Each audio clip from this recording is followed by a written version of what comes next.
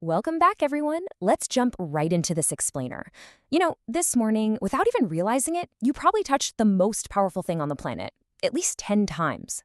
Seriously, it was in the coffee you drank that traveled thousands of miles to reach your cup. It was in your toothbrush, the plastic of the phone you're holding right now, and yeah, the feel in your car. But here's the real kicker. It's hidden inside the exact price you pay for every single one of those things. I'm talking about oil. Now you might think, oh, I know what oil is, the sticky stuff, the pollution, those barrels on the evening news. But no, that is not why oil rules the world. It's actually this invisible mechanism controlling the planet's power. And, as we're going to see, your daily expenses. So what do your morning coffee and global wars actually have in common? Well, to figure that out, we're going to treat this explainer like a bit of a detective story. We're going to uncover, piece by piece, how two completely opposite systems of global control have been battling it out for over a century. And here's the absolutely crucial part. Understanding the centuries-old battle, that's the exact key to understanding why your grocery bills and everyday inflation just keep going up. Once you see how this whole mechanism works, I guarantee you're never going to look at energy news the same way again.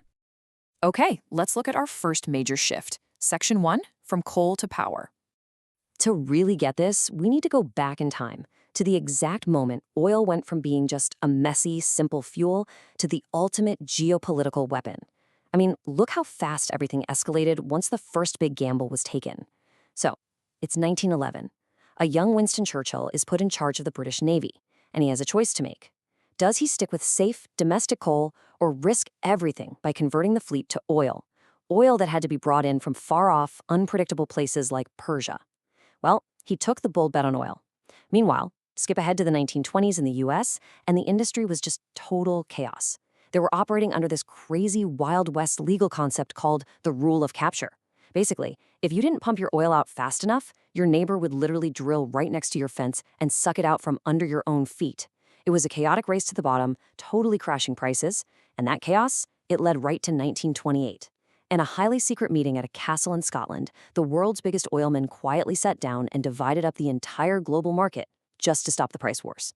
And honestly, this perfectly captures the mindset of that era. Winston Churchill said it best. Mastery itself was the prize of the venture. It wasn't about finding a better fuel anymore, guys. It was about pure global dominance. The world wars were literally won and lost on this exact principle. Think about it. Hitler invaded the Soviet Union for the Caucasus oil wells, and when the German tanks ran dry, the war was basically over. It wasn't just ideology, it was gasoline. Over in the US, visionaries like John D. Rockefeller figured out the exact same thing. He didn't just want the oil wells, he monopolized the entire supply chain, from extraction to refinement to delivery. Boom, richest man in the country, because he realized that holding the whole chain meant absolute power. That brings us to Section 2, Iran and the control of oil. Let's talk about the empty chair. You see, there was a glaringly empty chair at that 1928 cartel table in Scotland. The actual nations where all this oil was being extracted? Yeah, they weren't invited. And an empty chair, sooner or later, is going to get knocked over. On one side, you have the physical asset itself, Persian oil. On the other side, Western companies holding all the foreign control. Enter 1951. Iran's democratically elected Prime Minister Mohammad Mossadegh made a totally logical decision. He looked around and saw foreign powers getting unbelievably rich while his own people were impoverished. So he just said, Persian oil must belong to Persians. He nationalized the whole industry, effectively shutting off the tap to the West. This was the physical asset directly rebelling against foreign financial control. But, as you might guess, when the people holding the physical goods rebel, the people holding the global power react. That brings us to 1953. In response to the nationalization, US and UK intelligence agencies organized a coup. They overthrew Prime Minister Mossadegh and reinstated a Western-friendly Shah who, surprise, surprise, immediately reopened the oil wells to those foreign corporations. Now, 1953 isn't just some date to memorize from a history book. It is a 70-year-old open wound, and understanding this is absolutely crucial for making sense of today's world. When you see headlines right now about Iran clashing with the West or moving oil on ghost ships that have turned off their radars to sell outside the mainstream system, you aren't just watching random disconnected geopolitical events. No, you are watching the direct echo of a 70-year-old historical grievance playing out in real time right on the global stage. Moving on to Section 3, the birth of the petrodollar system, let's look at the ultimate counterattack. This brings us to the absolute climax of this whole century-long battle. That underlying historical tension, it exploded exactly 20 years later. In 1973, Arab oil-producing nations decided to use their physical oil not just as a commodity, but as a weapon, abruptly cutting supplies to the West. And the result was completely devastating. The price of oil basically quadrupled in just a matter of months. And it created this thing called stagflation, which is where economic growth just stalls out completely, but inflation still goes through the roof. Suddenly, you had these massive, endless lines at gas stations worldwide, driving got banned on Sundays in some places, and factory production plummeted. The oil was still physically sitting there in the ground, right? The geology hadn't changed at all. But for the very first time, the people who actually held the physical raw material decided to flex their muscles and withhold it. But wait until you see the incredible financial countermove that happened the very next year. In 1974, the U.S. struck this absolute masterstroke of a pact with Saudi Arabia. Here's how it worked. Step 1.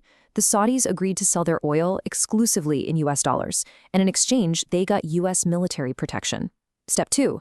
Well, since every country on Earth desperately needs oil to function, every single nation is now forced to acquire U.S. dollars just to buy it. And Step 3, the Saudis take all those billions of dollars they earn and invest them right back into U.S. debt and American weapons. It created this perfectly closed, totally unstoppable financial loop.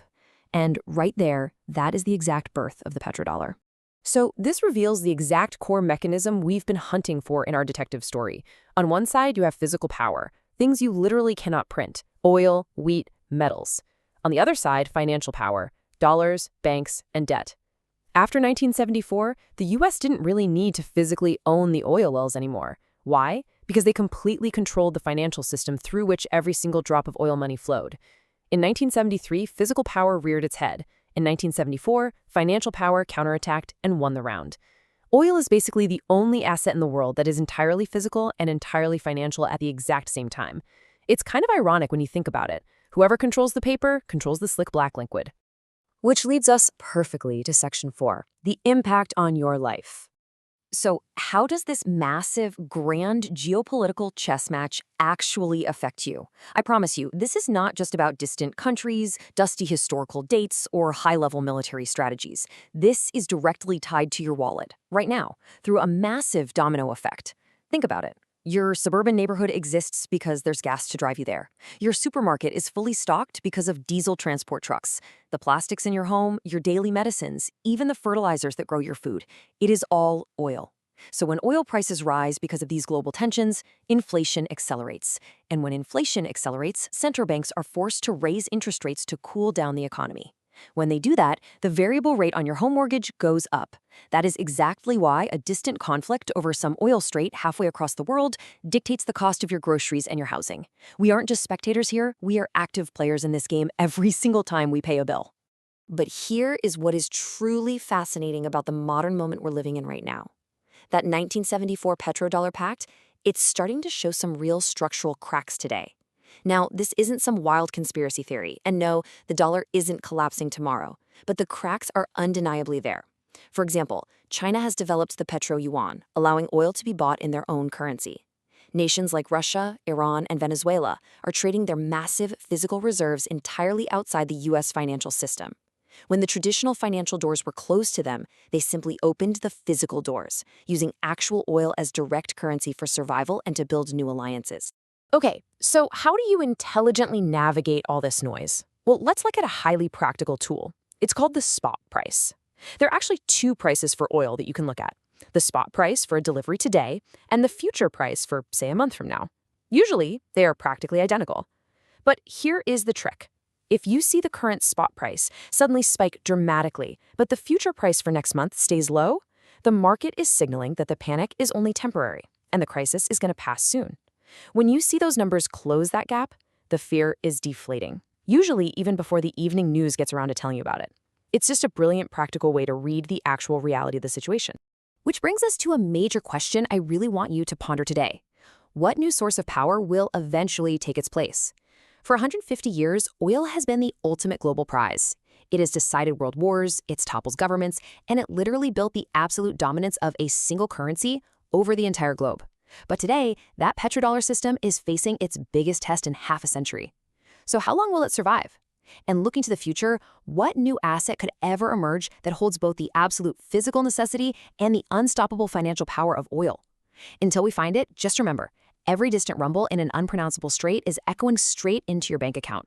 Keep asking questions, keep looking at the data, and I'll catch you on the next explainer.